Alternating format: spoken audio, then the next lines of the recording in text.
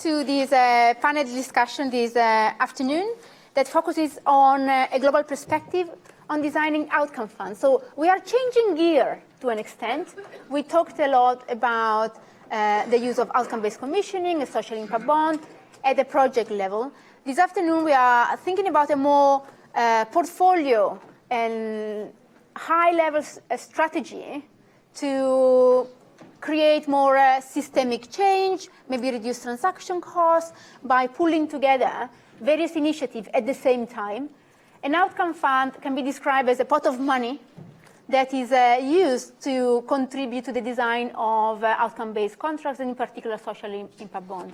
In this country, we had 7 of those in the past 8 years, so we are going at a good rate of 1 a year, roughly, on average. And there is some experience there. So what are they for? Why some governments, some institutions are thinking about setting up these additional layer, additional structure, which is an outcome fund? What is the ambition? What do we want to achieve? And various institutions, various countries are looking at this tool. And we have here a very expert panel in thinking about how we can create systemic change. So the way I'm structuring the discussion today is that I will shortly introduce our panelists. Each one of them will have 5 to 7 minutes to talk about their perspective. And then I feel you've been talked at a lot during this conference, so I will move directly into a Q&A session with the audience. Many of you are dying to ask many, many questions. So here are people who are influencing experimentation with social impact bonds and grouping them, maybe to foster more learning, and it's your opportunity. So the panelists, we have Val Keane here, who is the head of the Center for SIB at the Department of Culture, Media and Sport, who is has the oversight of the development of social impact bond in the UK. But Val has also many hats, if I can say, because you can bring the perspective both from your previous work when the Fair Chances Fund was set up, and you work initially with the service provider to provide intervention for people who are homeless, and then in central government in supporting this fund. So Val has many, many hats. And so she will speak from many of those experiences. We have here Georgia Efremova from the European Commission. And Georgia is supporting the Commission to think about the development of outcome funds. Not just a fair description. Okay, right, she will come back. But there is interest at European level at looking at the experience of outcome fund and social outcome contracts in general. And are those tools that can support more social outcome. And Georgia is helping the Commission thinking through if there is something in these opportunities. And it's much more complicated than that. And in fact, Georgia said 7 minutes will not be enough just to give the context. We have Jessica Cartwright, who works at DFID. And so she looks a lot at the international experience, especially in developing countries. And she also works for the working group on impact bonds, and so she's spending a lot of time trying to reflect on about what outcomes fund might do. Mika Pikko from Sitra in Finland. They haven't launched any outcome fund yet, but Sitra is doing a lot of work for the Finnish government in trying to support systemic change in tackling complex social issues. And they see social outcome contracts as a possible tool to promote that, but they offer support in various ways, and they follow a different journey compared to what the UK has done. And Sudewit from the Bertha Center in South Africa, who has a very interesting experience. South Africa tried to set up an outcome fund, and then they thought it was better to go down a different route, and so we can draw from the lessons from Sue, who also had experience in the UK earlier on in her career on social impact bond. So I will leave the floor to the speaker. I will go in this order, if this is okay with you. That's fine. Val? Hello, everybody. Yeah, and thanks very much, Mara. So I joined the Centre for SIBS a couple of months ago, and have some previous experience, but I'm learning a lot still and have learned a lot from this conference, so it's great to be here. I guess in terms of the UK's journey, very quickly, and I'll try not to talk from all those different bits of experience too much, otherwise I'll take far too long, it is just, first of all, as you all know, there's a lot of activity, and there has been for 8 or so years now in terms of outcome commissioning and developing outcome funds as part of that. The focus for those has primarily been on complex policy problems where there isn't necessarily a straightforward answer. Almost kind of looking at issues where there's a lot of investment in public service, and it can be difficult for government to understand what it's trying to achieve and what it's getting for the resource that it's investing in those. So I think a lot of the kind of rationale around that was at the beginning very much around looking at making that much clearer, accountability, risk transfer, efficiencies, and transparency. And part of it is about getting policymakers to get clear about what it wants and help try kind of go further in terms of understanding what those things cost and get more clarity about what's actually being delivered there.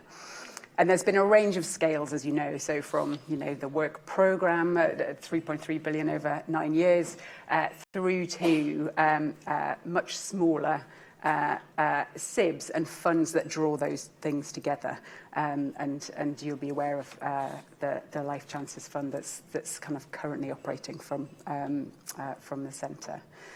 I guess one of the key things to say is just that I think that there's a real evolution in thinking. And it's a very moving feast, and I think government is clear that it's got a strong interest in this area. And it's investing in ongoing development and ongoing learning. So our collaboration with the Blavatnik School for GoLab is a really important part of that. Using the Life Chances Fund to invest with a range of commissioners around the country to help them test these things out and make sure that we draw out the learning from that and do that work around trying to increase transparency and get under the skin of what's working most effectively and least effectively about those things. So it's been quite a changing feast, and I think that kind of decision by the UK government to invest a lot in kind of stewardship and learning around that is an important element of that for me. And we've talked a lot over this couple of days about complexity and investment and the time that it takes to get a SIB off the ground, and starting to think about some of the ways that scaling can potentially help with some of that, but also that scaling can help to increase collaboration and see these approaches used as a policy tool to help bring people together to collaborate, so that you've got different people who might be worried about the same ultimate beneficiaries, but worried about different things about them because of the focus of their service, helping to bring people together into collaborations that can provide services that are wrapped around individual people. And in order to do that, that's a very micro level thing, but you need quite grand scale collaboration to actually make that work at individual and population level, I think. So that's very much the journey that we are on at the moment. And I think within Life Chances Fund, some of you will be aware, for example, of the work that Sheffield City Council is doing, the work that Greater Manchester is doing as well, which is very much along those lines, and we're working closely to just support and learn as that progresses. Stop there. Thank you. So, Georgia. Okay, so good afternoon. So I am Georgia Efremova, and I'm officially a policy officer for social impact investing within the Directorate General for Economic and Financial Affairs. So I want to place myself a little bit in the EU structure before I address the specific questions, because it's important. First, the title of Policy Officer for Social Impact Investing did not exist 3 years ago, which is when I joined, before 3 years ago. So it just signals that this is something very new, and our thinking in particular on social impact bond mechanisms is just now getting off the ground, I think.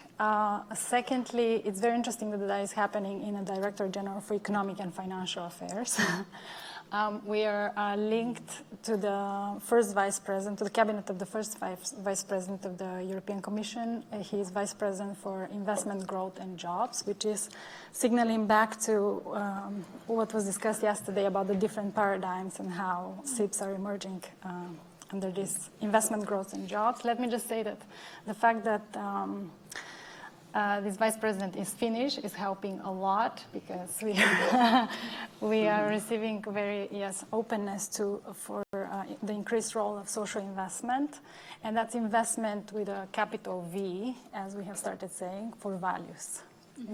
Investing for values. So this is very important. So I guess just as a general observation, very much relating to the context of this conference, I would say that we have seen, even within the last 2 years, a real shift in our thinking about social impact bonds from merely a financial tool or financial instrument. In fact, the first initiative in this area that we launched was a financing facility it's called PBR, Facility Payment by Results, but it's essentially investing on the investor side into social impact bond schemes. So a shift from thinking about this as simply an investment tool to more a tool for policy innovation and improved public management and improved quality and provision of public services, et cetera, et cetera. So this has been a very inspirational conference for me for how to further some of this thinking. So how is this shift occurring? First of all, importantly, the prominence of financial instruments into the EU budget and EU operations, a very strong, very dominant trend, even more so now because of the, let's say, decreased budgets facing Brexit. So the overall theme of the budget proposals for the next financing period, also starting from 2021, is how to do more with less. So you have an increase in the use of financial instruments. The key word about financial instruments is leverage, chiefly financial leverage, focusing on the mobilization of private resources. And the main rationale for financial instruments so far has been that of correcting market failures and bridging investment gaps. So the panoply of EU financial instruments until now has followed this logic. In 2015, though, we saw the launch of a series of financial instruments for social enterprise finance and microfinance. So we have a guarantee instrument, a funded instrument, capacity building instrument, et cetera, et cetera. I cannot go over all of them. We have launched a set of innovative impact pilots under the European Investment Plan for Europe and the European Fund for Strategic Investment. That much is worthy to mention. And the PBR, the Social Impact Bond Facilities, under this innovative pilot. So already since the launch, there was the recognition that, okay, this is more than just plugging gaps. This is a new exercise in creating a market. Actually, we have to develop the demand and the supply of social finance, so it's broader. It needs capacitating actions. And we have to find better ways of communicating and assessing the EU added value, going beyond. So previously what we have been reporting on is just volumes of finance and number of social enterprises supported. Now we have to create about the actual value that is created on the ground. So just one more remark on the context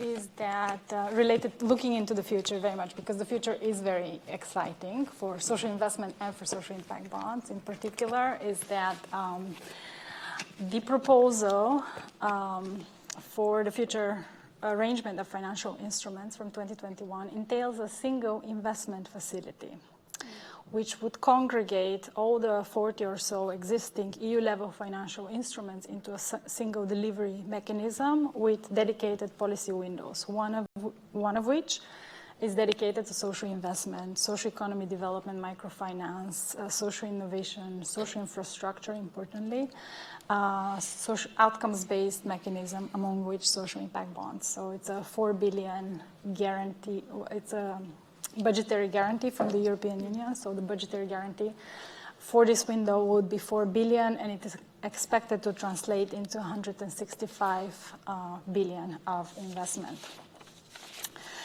So this is the general context. Now, the specific payment by results instrument, or SIP, financial instrument, the rationale at the beginning was, okay, we would like to expand service provision, specifically for migrants and refugees, if possible, because we started thinking about this in 2015, so sort of at the peak of the migration crisis. And what are we doing for that? Are we supporting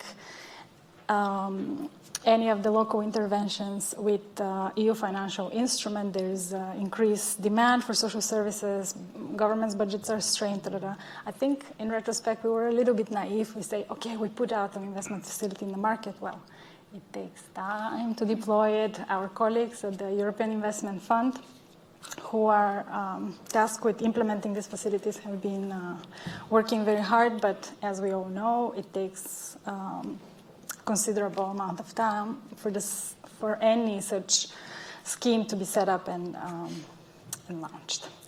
But we also wanted secondarily to expand the supply of social finance for social enterprises, very much with the thinking of what you call a textbook example of SIP, in which the provider of services is, in most cases, social purpose organization or social enterprise. So this was just one of our tools we thought from the toolbox of social enterprise finance. Now we have started to think about it in bigger ways. It's not just about social enterprises. And in our capacity building tools, and very much what is being embedded in this next single vehicle, because it's 4 billion of guarantee and it comes with a significant capacity building component. This capacity building is going to be for the first time addressed not just to financial intermediaries through which we deployed our financial instruments. Yes, we improved their capacity, but now we're focusing on the final beneficiaries, so social enterprises, social purpose organizations to become investment ready, and like drum roll, public authorities, so capacitating the public sector and really thinking about how all these three interact, because traditionally all our financial instruments were following just market logic and going through traditional or trying to set up new market mechanisms, but not dealing with the public sector. That is something that member state did separately through use of structural funds, etc., etc. I haven't even gotten to outcomes funds. 30 seconds of curiosity about outcome funds. Okay, so I will skip over the considerations we had. Actually, you can ask me why would the EU launch a PBR facility? But for outcomes funds, I think. So the future architecture of EU finance, namely this InvestEU program, is how you can search for it if you're interested, affords for a number of opportunities because it integrates different streams of funding and it brings together also the EU level grant programming into closer articulation, and it makes combination between the EU and national financing much, much easier. So there are various scenarios possible and various challenges. Because we're a live stream, I cannot do too much speculation on what is possible and how multi-country outcomes funds can come together, but very much it would depend on the proactivity of member states too. But I see personally the opportunity of several like a smaller group of member states coming together around a single issue, like a single topic that it has resonance across. It could be migration, although this could be also tricky, or social inclusion, particularly of youth, or housing. So it could be a pooled fund, which could be layered with a top tranche of one of the central level programs. I mean, for example, related to those areas, there is the AMI Fund, Asylum, Migration and Integration Fund. There is the European Fund for the Most Deprived. So there are different programs that could be coming on top. It could be sort of multi-thematic fund where different parallel initiatives may run and encourage testing and experimentation. So you can have segmented windows for the member state, not a truly pooled fund, again, with some kind of contribution from the EU. We could envision a mini top-up fund, which is separate, which could work through a central grant programming. So we have a number of programs for social innovation that could do that, working through calls. The options are many, but I think what is very, very important is that it's not just about the funding. I see it. I see a very clear role for the EU as convener, so starting to catalyze this conversation, first of all, and I see the opportunity for a capacitating, like a catalytic EU program that's going to focus more on capacity building. So starting out those partnerships and some of the experimentation. So there is an example of one pilot case was funded through an EU program, the Fin Piemonte Social Impact Bond, which will be the first social impact bond in Italy. It was developed through an EU grant program for innovative partnerships in the area of social finance. So I can see the possibility of rolling out such a scheme targeting exactly this type of innovation or impact partnership and cross-sectoral collaboration. Thank you. A lot there, a lot of thinking, many directions. I hope the discussion later will help you narrow it down and come back with clear recommendation. Thank you. I'm Jessica and I'm from DFID. I've tried to keep it quite focused. I think with the same challenge that we've been exploring the role of outcomes-based commissioning, what outcomes-based commissioning means in an international development context, and how we might think about taking what we've learnt so far to a slightly larger scale. For about a year and a half, and that's included setting up a first 3 impact bonds and really building our own experience of what goes into designing and structuring impact bonds, what does the management and the governance look like. So many of the issues and challenges that have been discussed today, while also trying to absorb the learning that's coming from the UK and see how that also applies or potentially translates to often quite different contexts in terms of international development, what services are already being provided, who the market of providers are, and what sort of data is available, for example, the data that sort of underpins outcomes-based commissioning. So we're still, I think, relatively early in that journey, but over the past year we've also been working with around 25 other donor groups, so the multilateral banks, bilateral governments, and large sort of philanthropic organisations that also have an interest in exploring outcomes-based commissioning and impact bonds. And I think the key focus so far has been on the fact that we face a sort of $2.5 trillion annual gap in terms of achieving the SDGs. And we need to look for ways that we can ensure that the resources that are available for development, whether through funders like DFID, but also national governments who are increasingly growing their tax revenue base, are being deployed in the most effective ways in delivering really high quality outcomes. Of course, that leads us into all the discussions we've had around the value of these types of models. And I think the question of they can be many things for many different people is really at the heart of the design thinking around how you move to scale and how you apply these effectively.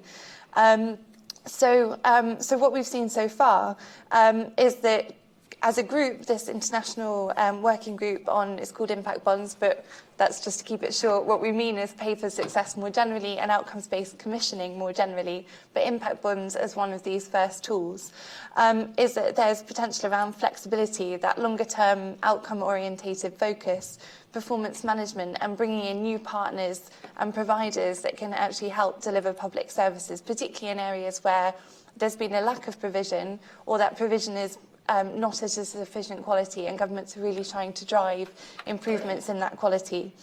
In the international development space, there are far fewer impact bonds. I think there's about 8 that have just started. We've only got 1 that's actually, or 2 that have delivered their first outcomes. And I think what we've seen so far is that there are sort of a handful of quite bespoke transactions, quite one-off projects. They're not in similar sectors, they're not in similar geographies, and they've all incurred high transaction costs to get up and running, and that's been around onboarding different partners, doing the structuring, recognising that there's sort of a lack of examples and a lack of templates to work from. And actually, it's a really big capacity lift to get all those partners collaborating at a table and getting these contracts off the ground. So what we've been looking at as a group is how do we go from these one-off bespoke projects that are sort of happening a little bit in isolation and not really thinking about that sort of systemic change that these instruments could potentially help to achieve, and translate that into that greater systemic change. And so outcome funds are one of the areas that we've been exploring, and I think there are 3 ways that we think that outcomes funds may be able to help increase the value available from outcomes-based commissioning models. So the first is around reducing transaction costs, and that's we think that there's a range of ways that these models are replicable, or could be designed so that rather than just transacting one deal, you're actually potentially transacting a number of deals at the same time in a similar market, where there's a larger population in need of that sort of change in outcomes. And the economies of scale around that design thinking. So you design for one project, but actually you can replicate to multiple projects at the same time. And I think also around the measurement investment. So if we are acting in spaces where there's a lack of data, investing in that data gathering for one project, as I think we heard from Educate Girls this morning, that's a high cost and I think difficult or harder to justify the relative benefits. But actually, if you're able to look at a larger population area in need and actually think about, well, how do you invest in the data gathering system that not only supports these contracts, but this sector in general, you're looking at a much better sort of cost-benefit analysis and value add of the model. And then I think also around legal and structuring costs and opportunities to standardise where appropriate. And I think what we've heard is there's huge value in having flexibility within the model, but I think even from working on 3 very different impact bonds, there are elements of contracts that are the same and should be considered, and there are ways that we can streamline that process a bit further. So secondly, can outcomes funds help us move from one-off projects to a more programmatic approach to commissioning, particularly where funds are designed to get behind sort of government service delivery priorities in areas where quality provision has been a real challenge? So again, this is around funds supporting multiple providers to deliver in different ways, in using that real focus on measurement and data to help government service providers and this wider ecosystem of funders, whether they're philanthropic investors, private investors, but the financing for these types of programs, whether they're delivered by private sector actors or sort of for-profit or not-for-profit actors, to actually generate more learning around how these approaches are working for different populations and use this as a real opportunity to see impact bonds as a way of generating that learning and providing that adaptation in slightly different contexts that we're operating in. And then I think finally around an outcomes fund approach also responds to the fact that the use of outcomes-based commissioning and impact bonds is still in its infancy. And using these tools effectively really requires specialist commissioning expertise. Again, I think we've heard across the conference, the devil is in the detail. And if we're thinking about how we do that at a larger scale, a fund model can be structured and have incentives around learning, around how this model's working, and actually think about, rather than doing a one-off set of commissioning without any consideration for what happens next, and recognizing that, you know, a first design, you're probably not going to get it bang on perfect, but actually that's not enough to sort of throw the baby out with the bathwater, but actually think around, well, what have we learned from this commissioning process? How do we adapt, and how do we sort of pull out those key features that make this a valuable model? So really investing or having a fund approach that's really also thinking about not just generating the learning in a particular thematic area, but also around how this tool is working and what are its benefits, and to really draw that through in the commissioning process. And I think a fund can also... I'm being a terrible chair here. Because I created the president letting Georgia go on, and now I got myself in a real trouble here. And I want to give time to the audience to ask questions. So I think you are picking up on many of the elements that both Georgia and Val picked up in terms of the capacity building, the systemic approach, and looking at can we reduce the transaction costs, and is there any learning?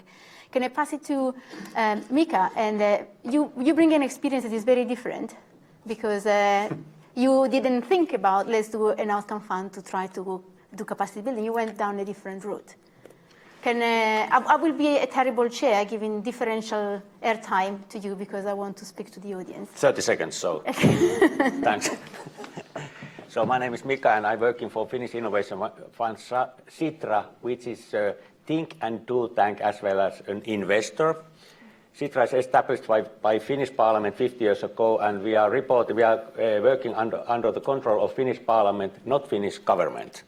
But we are very independent because we don't get any funding outside our own organization. We are using a return coming our endowment, which is about 900 million euros at the moment. And I was really, you don't believe what, but I was thinking what kind of information would be most useful for you, and I decided that I don't give any detailed information or any technical issues, but I'm going to tell you about our general approach to social outcomes contracting and social impact bonds as a tool to implement that idea, why we started to do something like that. The story starts 2014 when Sitra, as I told you, we are think and do tank, and we are supposed to challenge Finnish society in terms of sustainable well-being.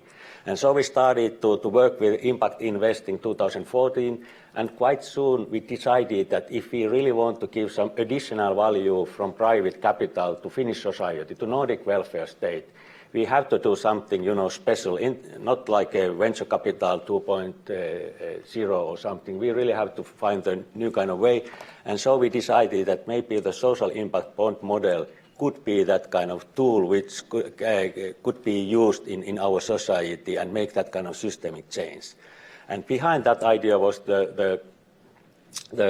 our present situation, which means that there's 3 billion euros sustainable gap in our government's budget. Our government's budget is about 50 billion euros.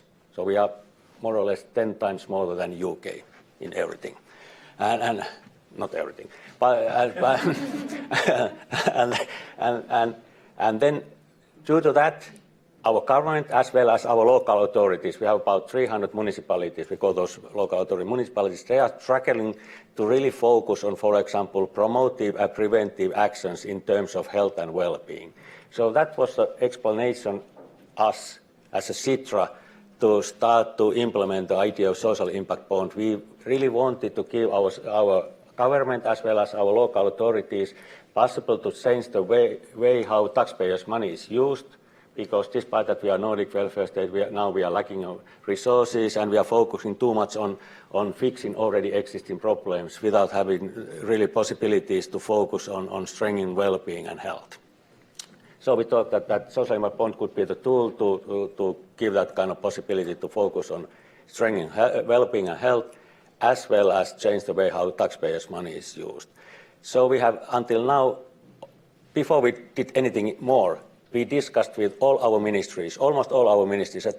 Our present government has maybe 10 different ministries. We met all those people from all those ministries, as well as half of our mayors in our 300 municipalities. And we asked public sector, what kind of issues are the most important in terms of our future? And so we got some issues there where, occupational well-being in our public sector, but then our mayor said that they are really worried about our families, and because we are aging most rapidly with Italians at the moment in Europe, we have to focus a lot of our old people, and of course between children and old people there's working age people, and we have to focus them very much to be able to keep those taxpayers alive.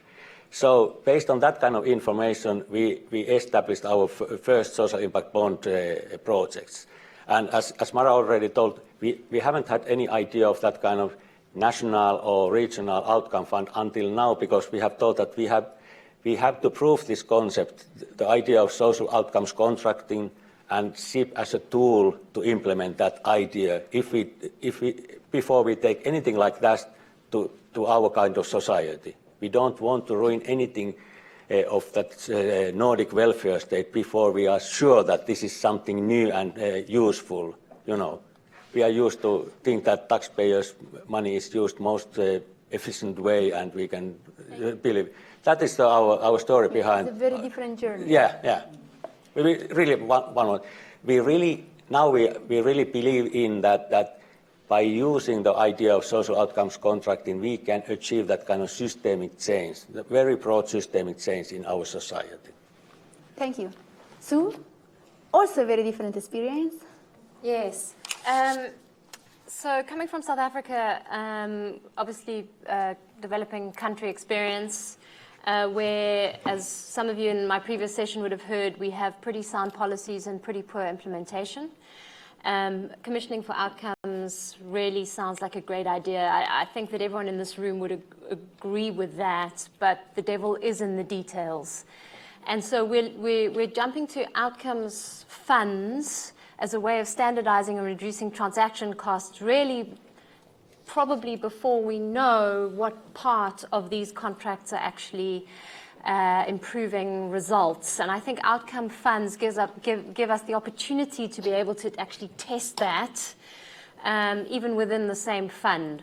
So perhaps I can give you a few examples of what's happened in South Africa, and maybe some of the key ingredients that we see in developing countries as necessary to start to develop outcomes funds, and where we see the promise. In the UK, Innovation Fund was set up, and you had 10 providers that you were able to commission services from. In South Africa, you'll be lucky if you get 1 or 2. So there really is a lack of service provider capacity, and I think that needs to be taken into account. And engagement with providers needs to be staged. So, for example, there has been a fund that's been set up in South Africa around workforce development, so placement of young people, NEETs, into jobs. And there's a particular organization, incredibly strong, with a strong relationship with government, who've set up, they're essentially a prime contractor, and they will be the first implementer, but ultimately what will happen is that they will be the capacity builder for other organizations then to deliver. So you need to think about your service provider capacity. The second thing is pricing. Again, I mean, I'll refer to the UK experience, and I mean, not many people can. Your pricing will be very much based on cost savings. In an environment where actually what you're looking for is expansion of services, you can't rely on cost savings. You actually have to find extra money to be able to provide a quality service to a beneficiary. And much of that costing is based on programmatic costs. So again, it needs to be incredibly flexible, either within the contract, or you need to be able to build from contract to contract. You need to be able to do price discovery. We thought we might be able to do it through a competitive process in an early childhood development fund that we set up, but there wasn't enough competition in the market to be able to compare prices.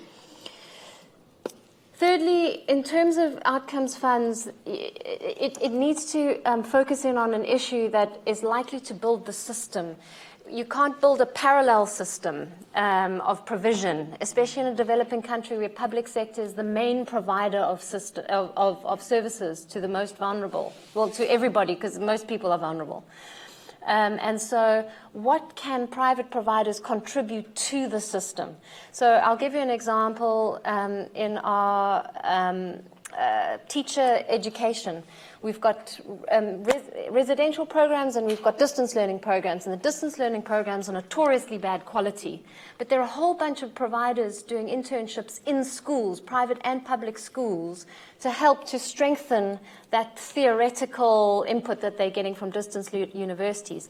And we can help to strengthen that distance learning experience by including the public sector schooling system in providing practical experience. And so how can then an outcomes fund pay for that type of service? You must just tell me when to stop because I'll just carry on going. Can you this is the last one. Perfect. Okay. So the other thing is that outcomes funds allow multiple different funders to come and sit on the same platform. What we discovered in the ECD bond is that when you try and get two different government departments into a fund together, it's really, really tricky, partly because they have very, very different contracting processes and they often don't trust each other. And one of them normally has to administrate the funds and, then there's a bit of a bun fight. But what's really, I think what is hugely promising is that these funds can aggregate donor funding. So whereas before it's been in a very scattergun approach, pick a pet project, fund it for a few years, what this does and what we've again tried to do in other of our projects is to aggregate funding from multiple donors who are interested in the same subject and align them against the same set of outcomes. And that's where we see also a big carrot for government. You don't have these donors that are working on their pet projects. What you can do is you can set up a system of accountability that assures them that you're going to spend their money properly. And that is a way of attracting more of them in alignment with the government's strategic direction. Thank you. Yeah. Very sharp views. I'll open to discussion. I know you're dying to ask questions, so you've been talked at more than I planned for, sorry. Do we have microphones going?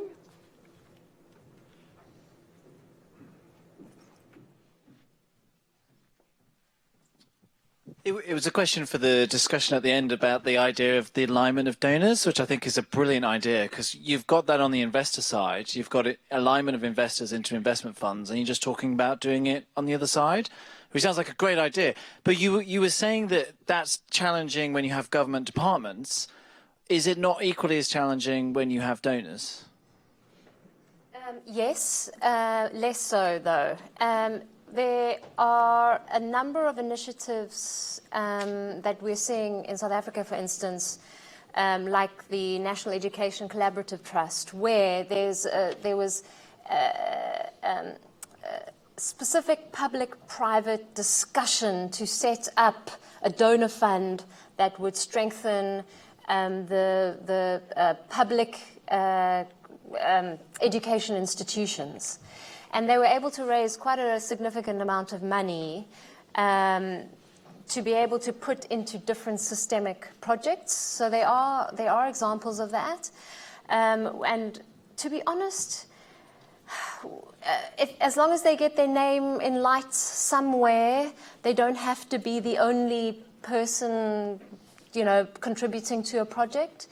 And the other thing that we have in South Africa is we have organizations that manage, we've got a lot of corporate social investment in South Africa. There's soft legislation about black economic empowerment, which means that companies have to give a certain amount of philanthropic funding. Most of our philanthropic funding comes from corporates, it doesn't come from individuals. And you have organizations that are set up to manage those accounts on behalf of the corporates. And those organizations are becoming much more strategic in how they combine that donor funding. So moving from just monitoring and evaluating programs to actually aligning different programs and in multi-year ways, and then also bringing donors together to work on the same project. So it's starting to happen more and more. More questions from the audience?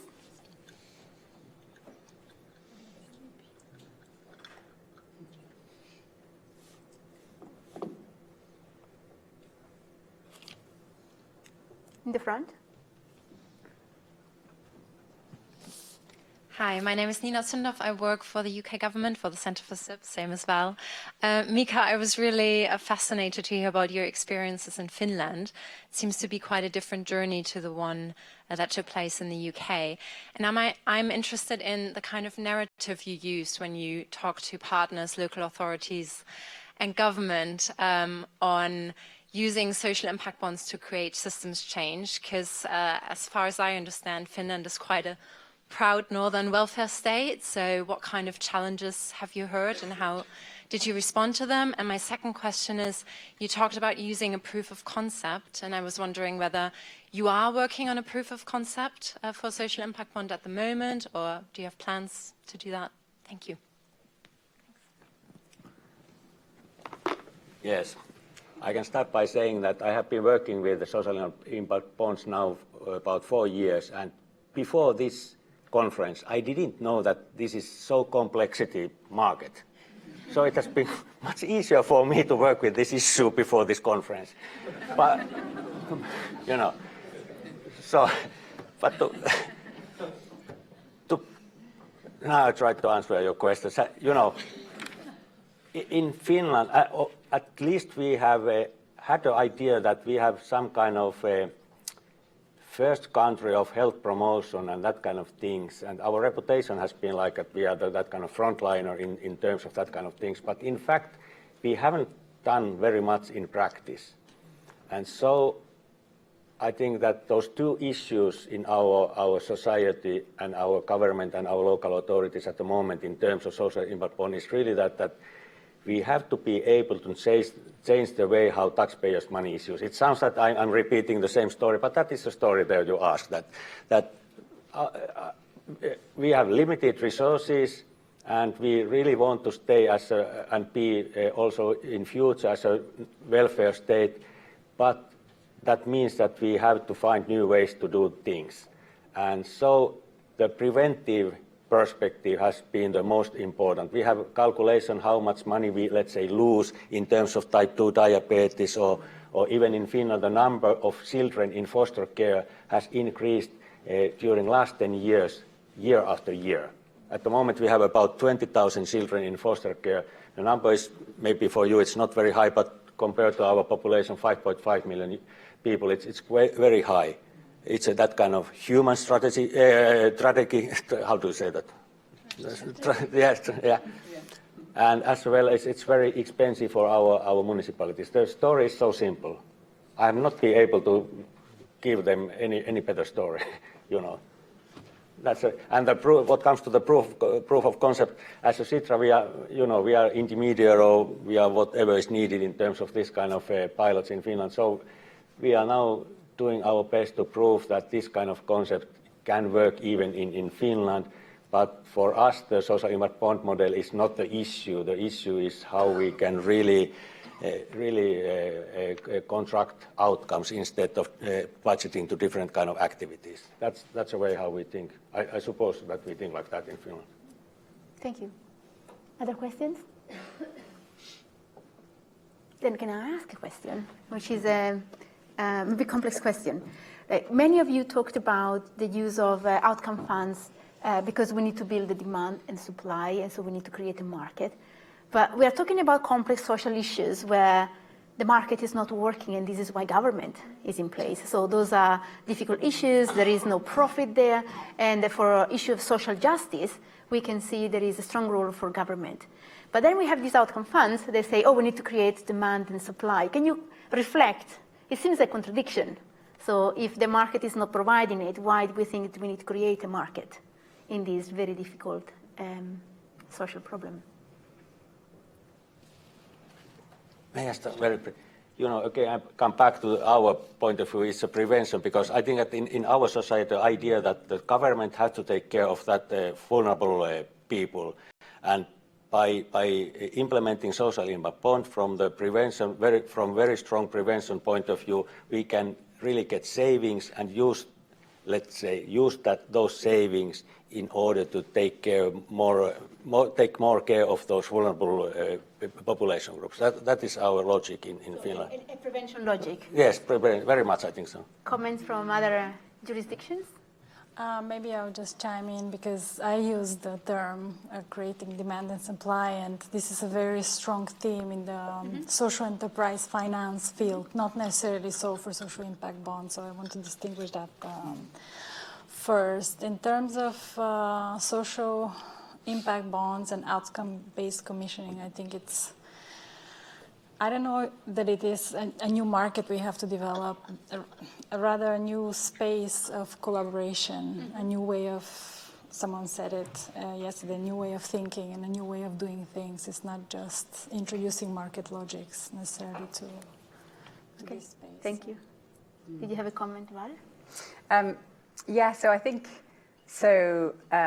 in England, a lot of this is around, and to your point about not trying to create parallel systems, but to try to shift elements how the current system operates. So it's about, I guess, when we talk about market development, we're really thinking about, or I'm really thinking about the kind of three bits of the triangle in terms of commissioner markets, provider markets, and investor markets. So the three partners to outcomes, funds, and delivery, really, in terms of interest in this way of doing things as a route to help drive systems change. Okay, thank you. Any last question, or I'll let panelists give. Yes, we have two questions. Can I collect both questions? I guess my question is for you, Mara, based on what you just said.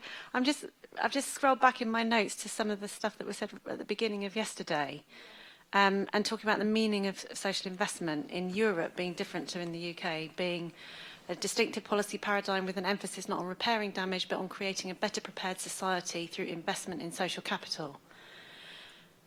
Was the question that you were asking, putting the finger on the question, in the UK, why don't we think it is a statutory responsibility to build social capital for prevention, rather than it just being a statutory responsibility to pick up the mess once the mess has been created?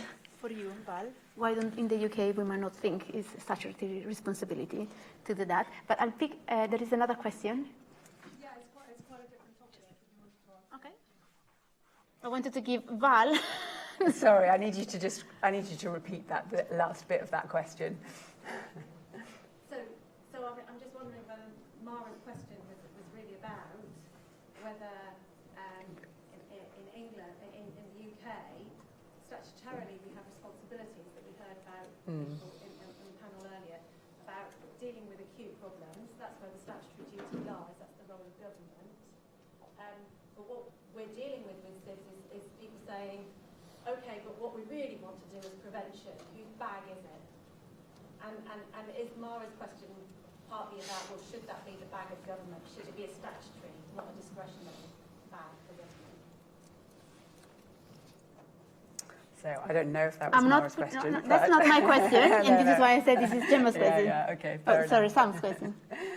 Yeah, I think it's interesting. So the public sector in England, does operate in a preventative space a lot, and I guess we're familiar with the way a lot of us who've been around the system for a while, the way that kind of expands and contracts in relation to resource pressures in particular.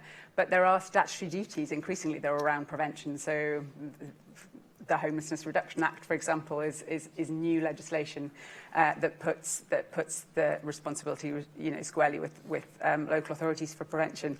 So so I think that line between what's a statutory duty and what's preventative is quite blurry.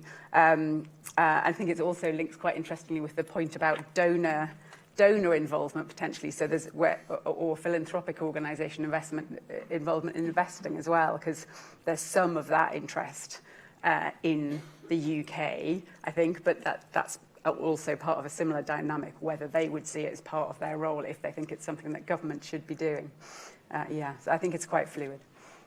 One last question from Alison. Yeah, so my question is, I always have the concern that the issue around perverse incentives and the further away we get from the service provider when designing these funds, is that going to be a constant issue? And when we're talking about creating markets, etc., there's a huge risk that the further we get away, from the service provider's involvement, these discussions could well be being had, very detached from the communities. And just wondering whether I'm really excited about the opportunity of the outcome funds now, but I do see there's a huge role for those funds to really protect that engagement with the service providers, and whether there's how we're going to ensure that perspective is always at the forefront, and that these funds are going to be designed around national agendas and the outcomes that are the right outcomes for communities.